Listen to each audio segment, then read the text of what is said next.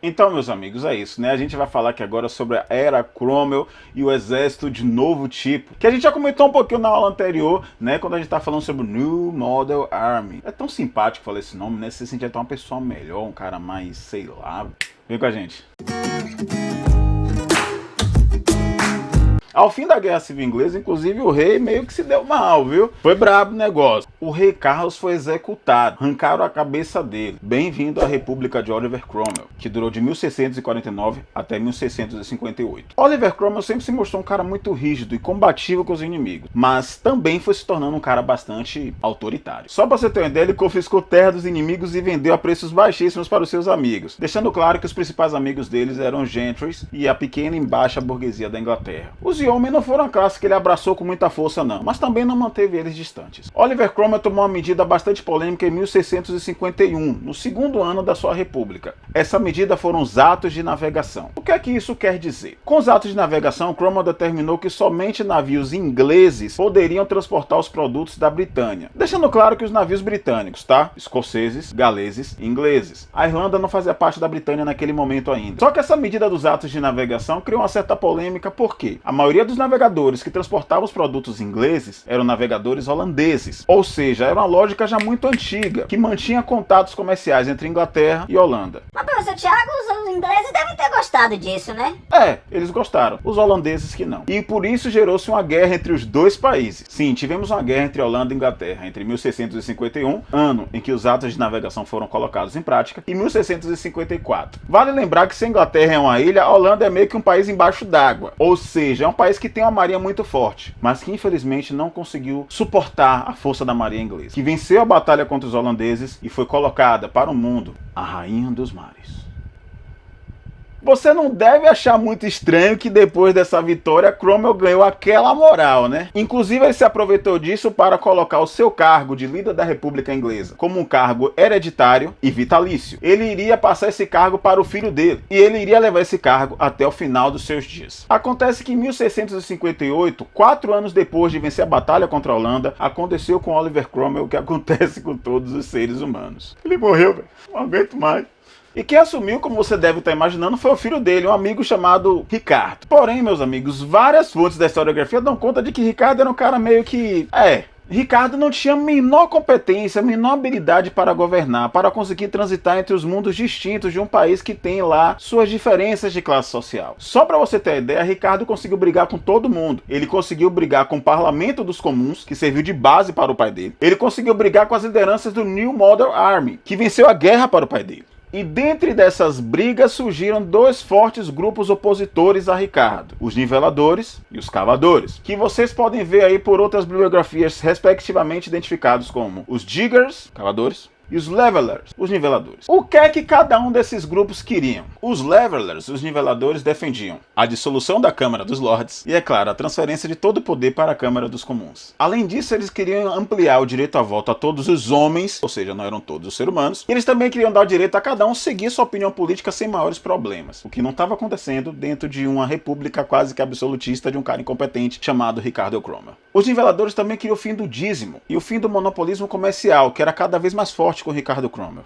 Os niveladores também queriam direito à propriedade privada e um respeito aos pequenos produtores. Já os cavadores, muitas vezes eles eram identificados como os grupos mais radicais. E eles defendiam o quê? Uma reforma agrária radical, com confisco de terras da igreja e dos grandes comerciantes burgueses rurais, ou seja, da gentry.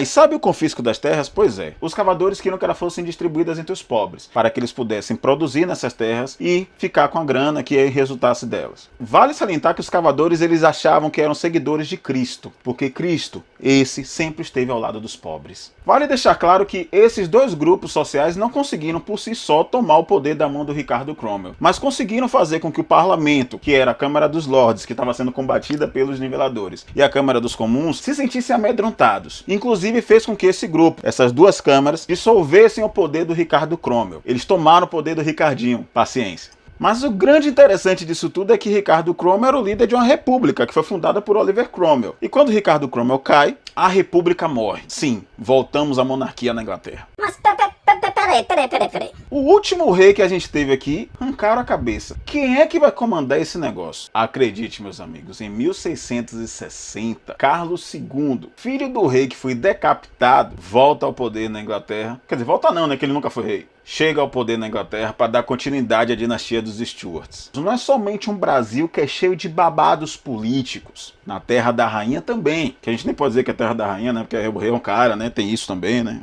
Mas já vou logo avisando que Carlos II ele era um rei absolutíssimo. Inclusive, ele achava que ele era rei por direito divino. Esquecendo ele que quem colocou ele naquele local foi um parlamento. Vai que ele acha que os parlamentares eram deuses. Mas aconteceu com ele o que acontece com todos os seres humanos e eu tô cansado de fingir que tô chorando pela morte dessa galera. Ele morreu. E Carlos II que morreu foi substituído pelo seu irmão, Jaime II, que tinha as mesmas maluquices absolutistas, ou seja, Jaime II conservou os mesmos inimigos que ele, porque pensava igual a ele. Só para você ter uma ideia, Jaime II, para fortalecer o seu poder absolutista na Inglaterra, foi pedir ajuda de Luís XIV, o mesmo cara do salto alto, que era o rei super absolutista da França. Você deve suspeitar que o parlamento inglês não gostou nada disso. Inclusive, isso aumentou muito a rivalidade histórica entre Inglaterra e França. E o parlamento inglês, cheio de gentry e burgueses, tomou lá suas providências. Sabe aquela ideia das tropas da New Modern Army, que a gente falou alguns vídeos atrás? Pois é, ela começou a voltar à moda. E as tropas do parlamento invadem o palácio para tentar destruir Jaime II. Jaime II ouviu falar, né, que, rapaz, não sei não, mas... Seu pai morreu lá dessa aí, viu? E aí Jaime foge, né, antes que a guerra chegue até ele. Ele começa a pensar, né, bom, eu não vou ficar com isso aqui mesmo, não sei o quê. E aí ele foge antes que os exércitos cheguem. Dessa forma ele não morre, pelo menos ele não morre abatido pelas tropas do parlamento. Como ele foge, o poder está vago. O parlamento resolve então entregar o governo da Inglaterra a Guilherme de Orange, que era um cara holandês e genro de Jaime. Holandês, então ele foi daqueles prejudicados nos atos de navegação, né?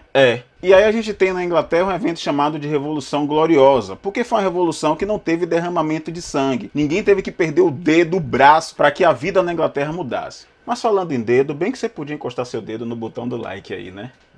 Em virtude disso, Guilherme de Orange se torna o novo rei da Inglaterra. Mas é um rei que reina, mas não governa, porque ele foi obrigado a assinar e jurar obediência ao Bill of Rights, que é um documento que está presente na Inglaterra até hoje, que diz que há um rei, mas esse rei tem que seguir as ordens do parlamento para tomar as decisões mais importantes, como convocar uma guerra, por exemplo, aumentar impostos, por exemplo. Só para título de curiosidade, agora, em março de 2020, a rainha da Inglaterra é a rainha Elizabeth II. E o primeiro-ministro inglês, que é o cara que comanda o parlamento inglês, é um irmão controverso chamado de Boris Johnson. Bem controverso. Inclusive, Boris Johnson é o cara responsável por tirar a Inglaterra da União Europeia, um evento chamado de Brexit, que não faz parte da nossa assunto aqui agora. Mas eu só tô dando uma curiosidade porque eu sou um cara muito legal com vocês. E aqui a gente vai encerrando o nosso conteúdo de Revolução Inglesa. Espero muito que você tenha gostado desse vídeo. Espero muito que você tenha gostado dessa modalidade que a gente está tendo de estudar aqui agora. Espero muito que você tenha aprendido bastante com o professor Thiago Medeiros, mais conhecido como eu.